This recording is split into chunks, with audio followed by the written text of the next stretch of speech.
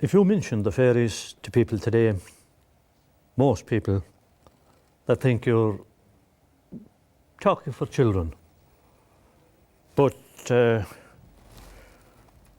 old people that I've talked to down the years, they wouldn't think you were talking for children.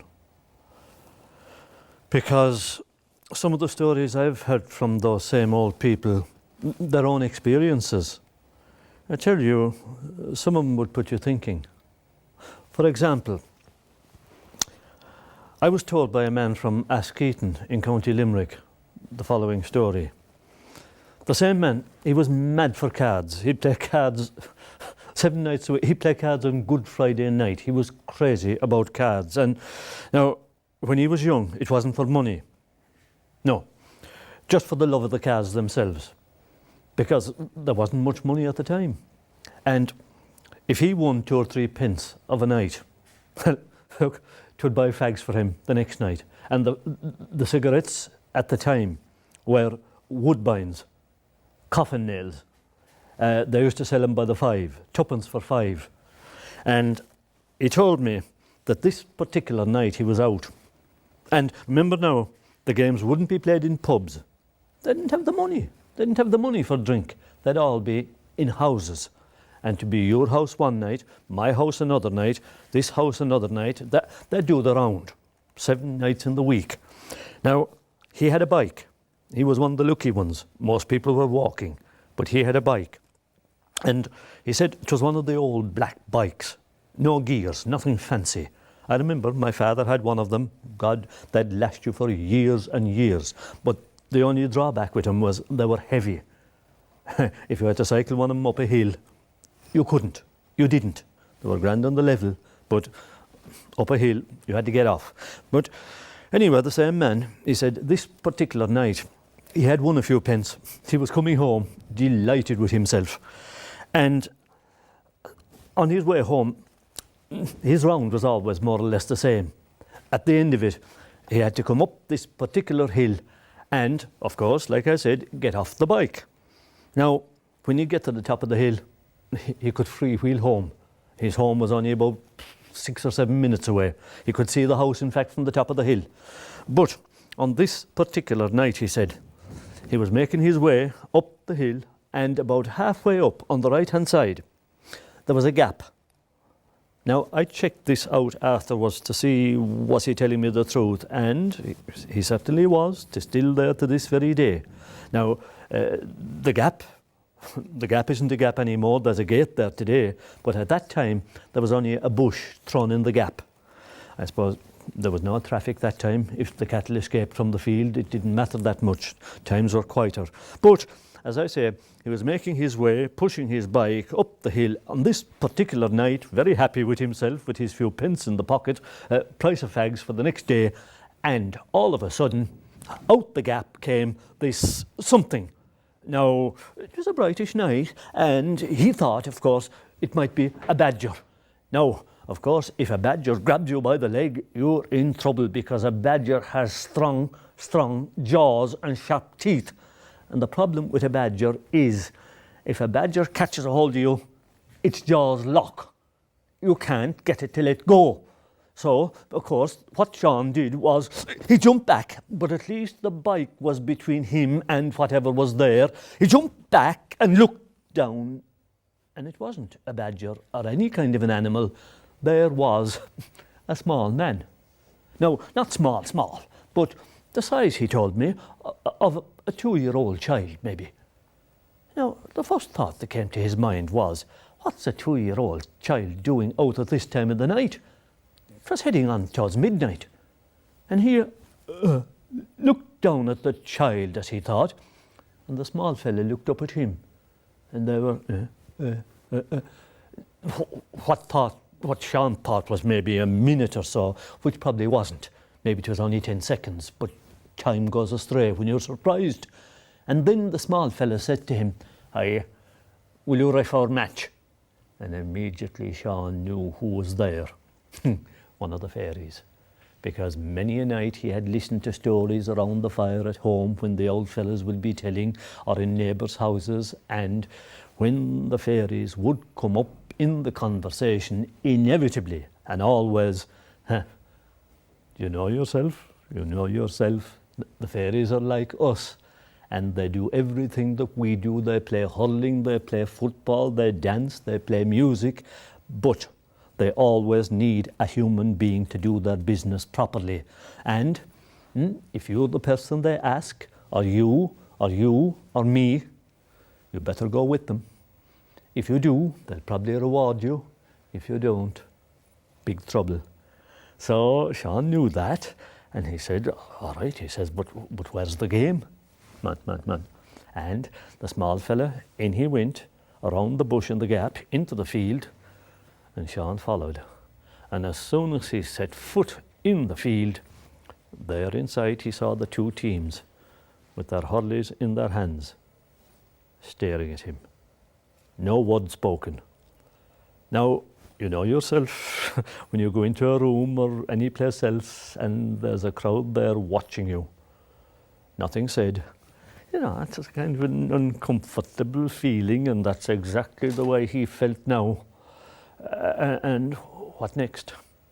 All of a sudden, a sliotar was thrown at him, and he grabbed it, and it was real. This was no dream. And now he had been a good hurler himself in his earlier days.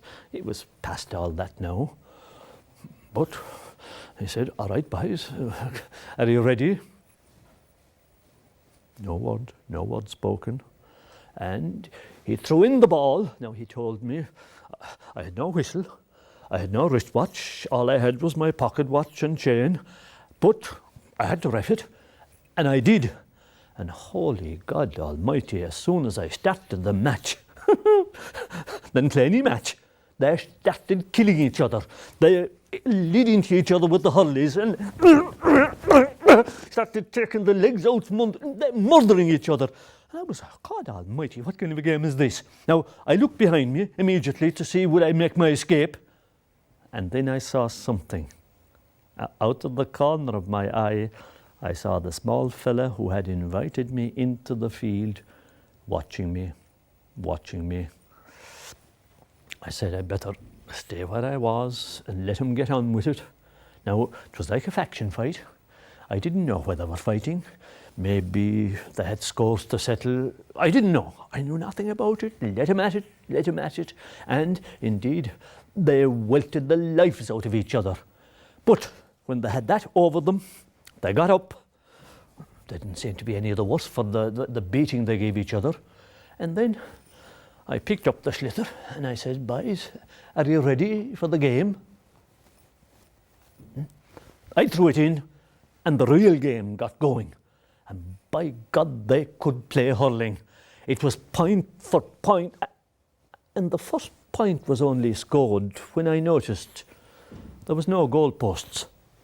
All there was at one side of the field was two white thorn bushes, big ones, bigger than usual, and the same at the other side.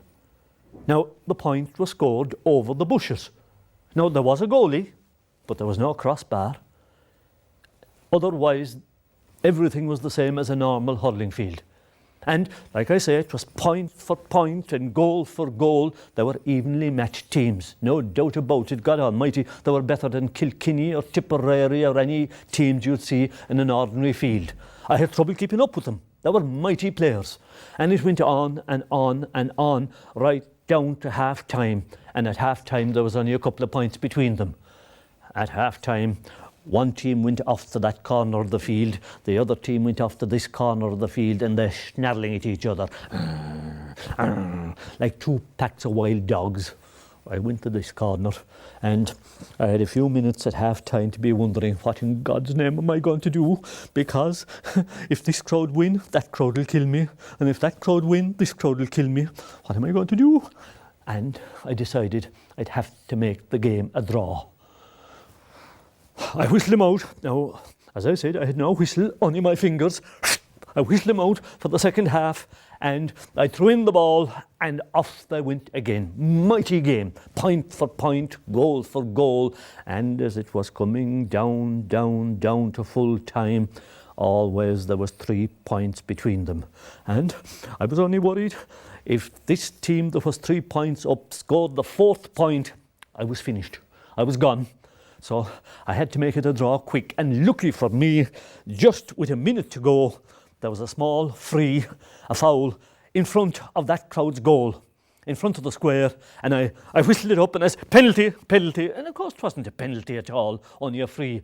And they gathered around me and they said, what are you talking about? That was no penalty. Shut up, I says, I'm the ref here. And there was silence. And I said to the man, take your penalty, hoping in my own mind that he'd score a goal. And he stood and he sized it up, and there was silence. He picked up the ball and he straight in, a goal. Well, Lord God, I blew it up immediately. Into the game, boys. That's it, a draw.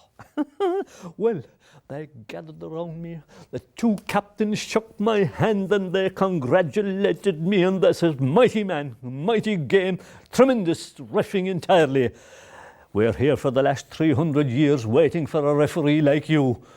But, they said, a draw is no good to us. Any chance you come back next Tuesday night and ref the replay? I'd be delighted, man, he says. A game like that, I'd be honoured. All I wanted was to escape from that cursed field in one piece. And they said, good man, be here at midnight next Tuesday night and we'll be waiting. And I turned around to go, and they had a guard of honour made out to the road, out to the gateway for me. 2 lines of them, and they're holding their hurleys in their hands like that. Well, I walked out between them carefully, and I expecting to get a belt of a hurley down on the back of the head with every step. But no, they let me go. And when I arrived on the public road and looked back, what do you think was there in the field? Nothing.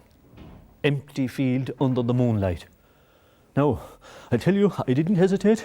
I just picked up my bike out of the bushes and got on, and I nearly broke the chain going up that hill, a hill I had never cycled up before. And when I got in home, I dumped it, of course, in the yard, burst in the door, and there was my mother waiting for me. We'd always have a cup of tea before we got to bed together. And she was waiting there, and she said, where were you? In the name of God Almighty, where were you? And I told her. And do you think she believed me? Does a mother ever believe a son late at night? And she accused me, you were out drinking. And I said, I wasn't. Look, is there a smell of drink off of me? And she had to admit that there wasn't, only a smell of tea. By God Almighty, I went to bed and I couldn't sleep. There I was all night, twisting and turning and twisting with worry, because I had to go back on Tuesday night, and it was the same the next night and the next night. And it was only then that my mother began to believe me that something was seriously wrong. And I told her again that I have to be back there tomorrow night. And then she says, well, if you have, go to the priest. He might be able to help you. I did. I went to the priest, and the first question he asked me was, did you give them your word? I did, Father, I says. I promised I'd go back. Well, then he says, you have to go back. You promised. You must keep your promise. Oh, but Father, I said, look, I might never again come out of it. Well, that's your problem, he says. Any people that be playing cards and out at that hour of the night caddying, they must take the consequences. Ah, but Father, please, surely be to God you can do so. I suppose he had pity on me. All right, he says, wait there, I'll be back. He went into the sacristy, and a few minutes later he came out with a small bottle. And you know what was in that bottle? Holy water. And he says, if you're going out again at night, and I wouldn't advise you to, he says, take that with you. But my advice is keep out of them cards. Keep away from them. They're bad news. And I asked your man, did you go out again? Did you play the cards? I did, he says. And I said, weren't you afraid that the fairies might come at you? I was, he says, but I couldn't resist the cards, no matter what. And did you ever meet them? No, he says. No. And I didn't go back on the Tuesday night either. But I always kept that bottle of holy water with me, and I never met them again.